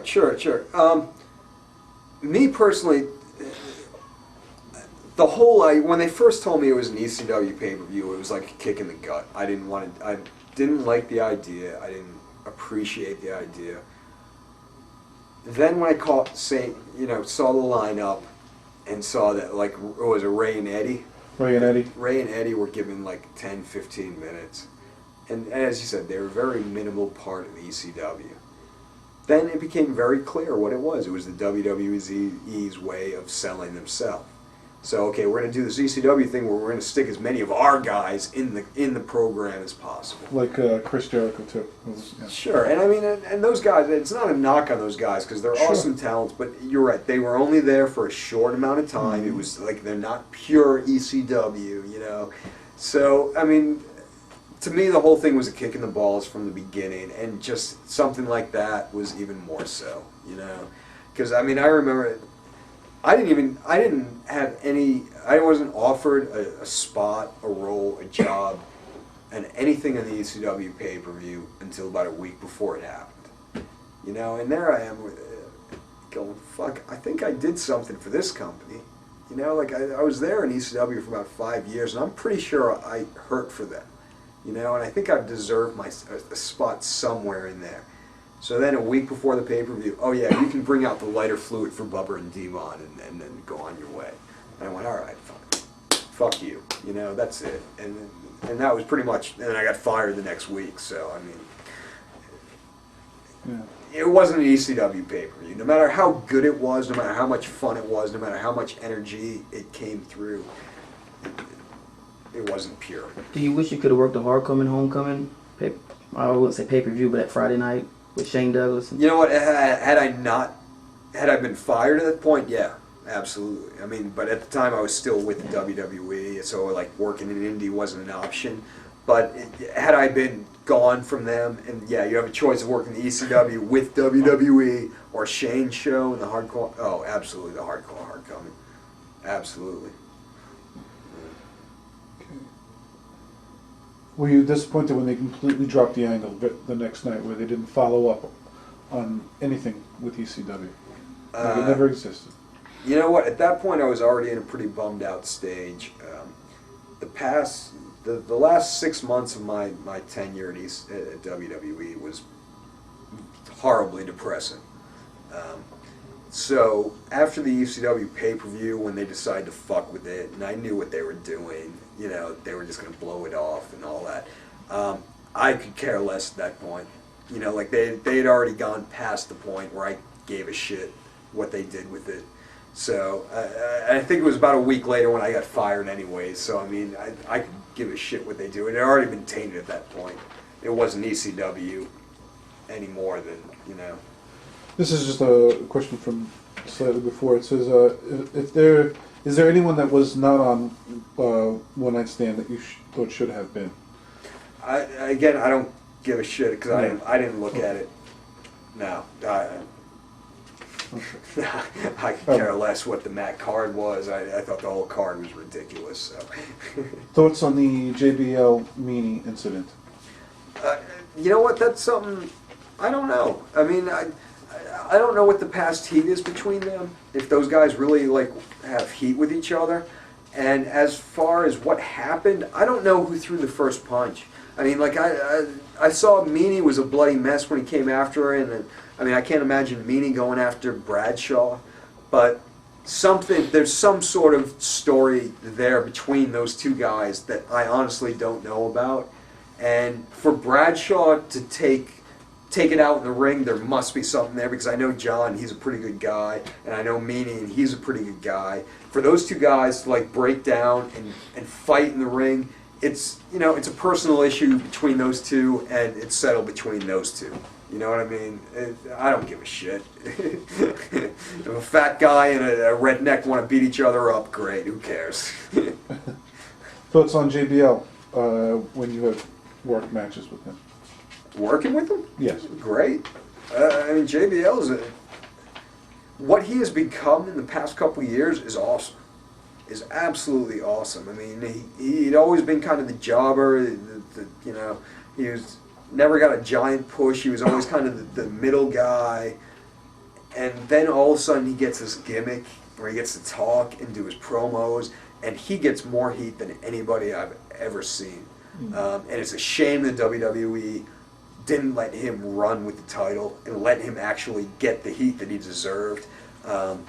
But I think he was a great champ. He took SmackDown and brought it to a different level. Like, he honestly, that company was the shits, and he himself, with his gimmick, single-handedly brought it up in the past year. And I will give him credit for that. He's fucking over. Way over. Because the heat he gets is natural heat. And not many people get the heat that he generates. Were you surprised that Meanie got a job out of the incident with Bradshaw? To prevent a lawsuit? No. No, they fired him pretty quickly after, didn't they? Yeah. Yeah, so it was bullshit. We'll hire you so you can't sue us, and then we'll fire you a week later. Yeah, that's typical WWE bullshit. Were you worried what would happen if the table didn't catch fire at One Night Stand? We're going back to that for a second. No, because I wasn't involved with it. We've done flaming tables. It's no big deal. No, I mean, we're confident in our abilities. That wasn't even a concern. Didn't even think about it. Any good road stories from your time in the WWE? I got a lot of road stories, but We covered that earlier. yeah, but Oh, okay. but you need to be sitting next to me in a bar without a camera to hear those. Okay. Were you surprised when you were told you were dropping the belt to Funaki? I At this knew time I he was- was more of an announcer. They put him over too. Yeah, you know what? At that point, I knew they were fucking with us. You know, like I knew that the cruiserweight title meant nothing. When I got it, when I beat Ray for the title, we had a lot of heat. We had a lot of good heat. It was a nice angle. And then the following week, me as the cruiserweight champ did like a 3-minute match on Velocity with Funaki. Meanwhile, Ray, the guy that lost the title, had like a 15-minute match on SmackDown. So obviously, they didn't care about the title. They were going with the individual, and Ray was the power guy. So it didn't matter that Ray just lost. They were going to push him. So I knew a week after I had the title, they weren't going to do anything with the fucking title. So no matter what happened at that point on, was no surprise. Oh yeah, drop it to Funaki? Yeah, okay, fine, no problem. It made no sense, but that was what they wanted. Thoughts on Steve Austin? He's over. Popular guy. I mean, good guy. You know, I've actually learned a lot from him. He's one of the guys I actually got, I wouldn't say tight with, but he's one of the guys I could talk to and discuss the business with. And true to the business, loyal to the business, good for the business, and a good guy. Thoughts on The Rock? Same. I had some good times, except that motherfucker owes me for a dinner. He was out of cash. I had to pay for his dinner. He said, "Oh, I'll pay it back tomorrow." Motherfucker left me with a $45 steak bill. God damn. That's why I tell everybody you're a fag, Rock. How were you told when you were being released? As bullshit as possible. Sorry, your contract. Actually, I wasn't released. My contract wasn't renewed. Who called you up with that? That was Johnny Ace. Johnny, Spike, contract's not going to be renewed. Okay. What about the 2-year extension you promised me a month ago? No. The 2-year extension you promised me a month ago is not going to happen? No. What about the job you promised me training guys when I was done in wrestling in the ring? No. Okay, that's not going to happen either? No. Okay, what about the job editing for TV when you have these idiots that are TV editors that don't know anything about wrestling? I was supposed to go behind the scenes and do some editing. What about the job editing for TV? No. Okay, so for the past 2 years you've been promising me a job behind the scenes after my wrestling career. Be it whatever. All of that shit, everything you've been talking about me? No. Alright, so you're a fucking liar. Oh no, Spike, it's not like that. Just things change. Well, you promised me a 2-year extension. Yeah, I can't do that. So you're a fucking liar. No, Spike, it's not like that. What are you going to do? You know, they promised me the world. I was blindsided. I did not see it coming. Yeah, I was going to say, how surprised were you? I was flabbergasted, absolutely shocked. I knew they weren't doing anything with my character, you know, but there was always that role as a guy to get somebody else over. And I had just had this conversation with Johnny not a month or two before they fired me. Johnny, my contract's coming to an end. What's going on? Oh, Spike, don't worry about it. You're going to be here for a long time. We love you. You got a future here. You're going to be here forever. In fact, if it makes you feel better, I'll give you a 2-year contract extension right now. And I went, okay. I wasn't trying to negotiate for more money, more than a 2-year extension. I went, okay, cool. He goes, okay, well, get on it. I'll send it out. I'll put it in the paper tomorrow. You know, I'll do the paperwork. Well, next day, nothing happened. Next week, nothing happened. Called him a couple weeks. No call back. Then finally, I get the call. Oh, yeah, you're fired. What about extension? No, sorry. So, yeah, I was flabbergasted and fucked and absolutely shocked that they let me go after all of the promises of my shit. Yeah, you got all this on tape? You got it? Yeah, all right. Yeah, I was flabbergasted. All right. Are you upset that you were released while other less talented guys were still employed? I don't care about anybody else's status. I don't look at it like that. I was upset that I was released in those circumstances. I mean, if they had just come and said, hey, you're done, we don't have anything left for you, that's one thing. But I had been promised a lot of shit. And I had made friends with a lot of people. And apparently nobody went to bat for me. Apparently everything that I was promised was bullshit. I was hurt. Yeah, I was fucking shocked and shattered and crushed and hurt and all that bullshit. But I sound like a pussy, but it fucking hurt.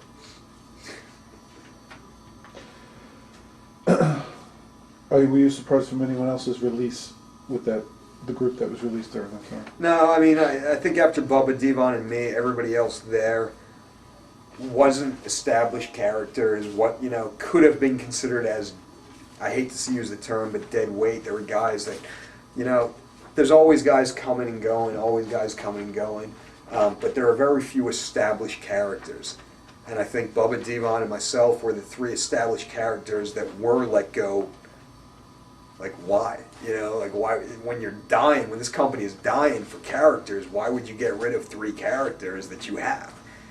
Now those guys were getting paid big money, I can understand it. Me, I was a different story. I think I just got fucked. Did you have any proposed gimmicks or angles that the WWE turned down? I will say I pitched a gazillion ideas over the years. Whenever something happened, I would come up with an idea, I would pitch it. They don't care about that, they already have it set in their head who they're going to push and who they don't. And it comes down to who's going to sell the most T-shirts. Who can we sell DVDs with? Who can we sell T-shirts with? And if you're not on the list, it doesn't matter how good your gimmick or your character is, they're not going to push it. When they put me and Molly together, we were over. I mean, we were as over as we've ever been. They cut the legs off ever been. Too. And they chopped it off before it even had an opportunity. And why? I don't know. And the only reason I can come up with is we weren't on their list of people they wanted to push. Well, when they turned me heel, I got over as well as anybody's got over. I had as much heat going out there on SmackDown house shows as a heel as anybody on that roster. But the second they took Ray away from it, chop the legs right out and fuck you, whatever. You drop it as Funaki, So I was constantly getting the legs cut out from me. Favorite matches in WWE? Ones you wouldn't even see. House shows, little ones. Shit you wouldn't even understand.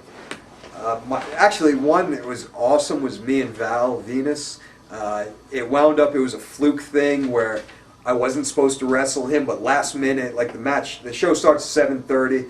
At 7:30, change of plans. Oh my God, we got to change the card up. Val and Spike, you guys go work. So we had to go down there without talking, and we just had to go out and create.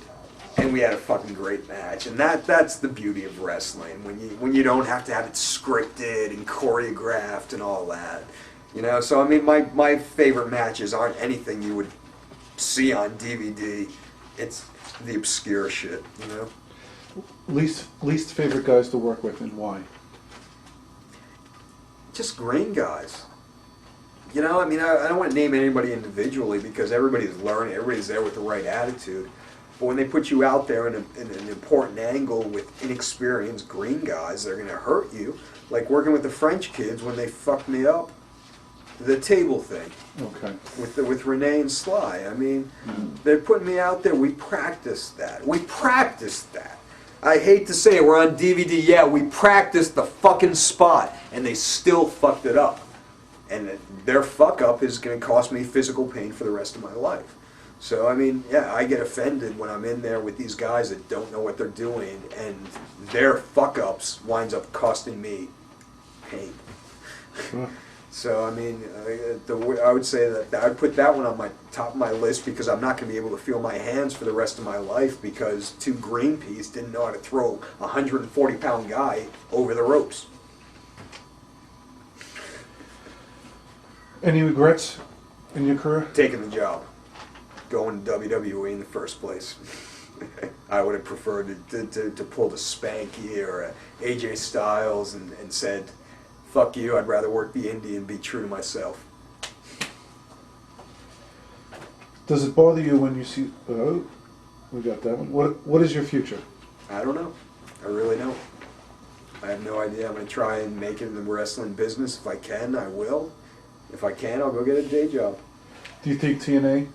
I'd love to hope. I mean, I can't really even talk with them until my 90 days is run down.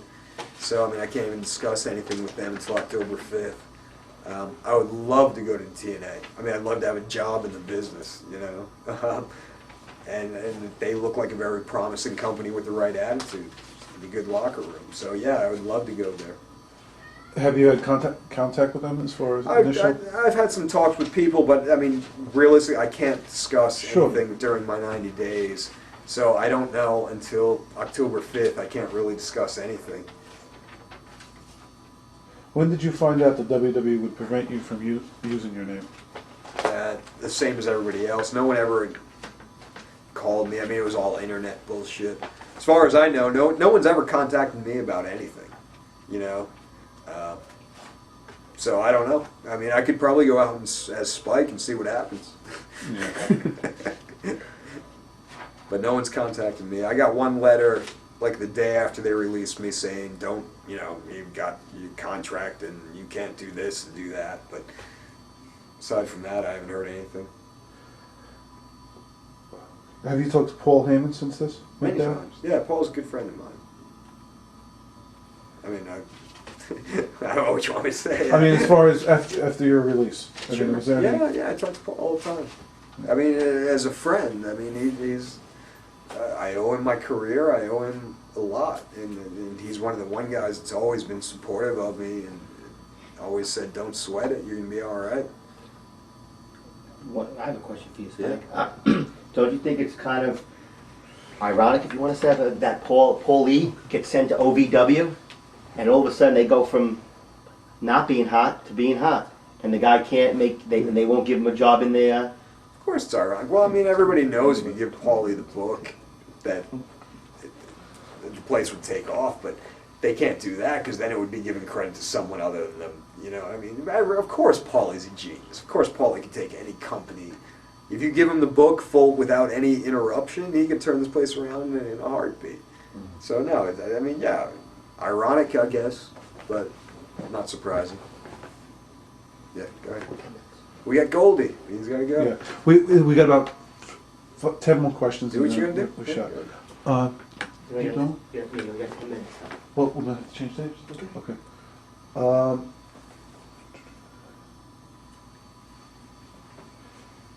Do you have any desire to get out and work the indies? I want to get out and do what I love to do. I mean, I can't say I'm psyched to go out and work the indies because then you're living day to day, paycheck to paycheck, one stop at a time. So I mean that's scary. But on the other hand, to go out and actually do what I love to do and actually practice the craft the way I want to do it, I'm excited about that. It'll be fun. You know, I'm psyched to go out and work the indies. I'm scared about the lifestyle. You know, having to live paycheck to paycheck. But yeah, I'm excited to go do it. How much of a toll has all the punishment that you have absorbed taken on you? Unbelievable. I mean, it's at the point where I mean, physically, I haven't bumped in 3 months. I'm starting to just kind of feel okay again. But, you know, I could go out and work the next couple of weeks and call it quits. You know, I mean, it's brutal. I mean, the neck injuries and the nerve and all that, it's horrifying. And I really, physically, I don't know how long I can stay in the business. I don't know how much more I have, how much gas I've got left in my tank. So it's terrifying, you know, one bump away from a major injury and that's it. If the WWF started ECW back up, could it work? I mean, I'm sure it could work. I mean, I'm sure they could make it work. I wouldn't want any part of it, but I'm sure it could be successful. You know, they can make anything successful. They got the money, they got the TV, they got the power. They can put on whatever they want and make it work. We're just going to throw some names out. What do you think of Ric Flair? He's a man. He's a legend. I mean, greatest worker that's ever been. You know, no ands, ifs, or buts about it. Baptista. Nice guy. He's big. He got a long way to go before he's learned how to work, but I mean, I hope he makes it. But I mean, just another example of a giant guy that looks the part, but he's got a long way to go before he can actually carry the ball. Hulk Hogan. I worked with Hulk a couple times. He's the man. He's the legend, you know. I mean, he's the guy that brought it all. I can't knock Hogan. He's great. You have anything? Dustin Rhodes. He spent many a morning in a bar with Dustin. Good guy. Good fucking guy. I miss him to death. Arn Anderson. Another guy. Just these are all old school dudes that love the business, that passionate, good guys, you know. Shane Douglas. Same thing. You know, I learned a lot from Shane. Shane was always cool to me at ECW. You know, it was always good for the company, always good for the little guys, always. I've worked a hell of a match with Shane one time, man, and when he was world champ and all that, and I was a little jobber, and he gave me, you know, a half-hour match. I love working with him. Good guy. Vince McMahon. You know, Vince is a freak. He's in his own world. You know, I mean, he's so secluded, and he's got himself so cut off from the rest of the world. He's got the WWE program to have all his agents kiss his ass. I mean, he's a freak. He's so lost touch with the real world that I don't know if he could ever get his shit back. You know, but I mean, on the other hand, he always treated me well. I always got along well with Vince. I just don't think he's a real human being. I think he's a little bit of, you know, he's in his own crazy world. Do you have anything to say to all the fans who supported you over the last 10 years and plus? Any fan that supported me knows that, I mean, the only reason anybody supported me was because I tried hard. You know, I loved the business and tried hard. So anybody that appreciated that, cool, man. You know, we're all in it for the same, be it fan, be it wrestler, we're all here for the same reason. That's to have a good time, put on a good show.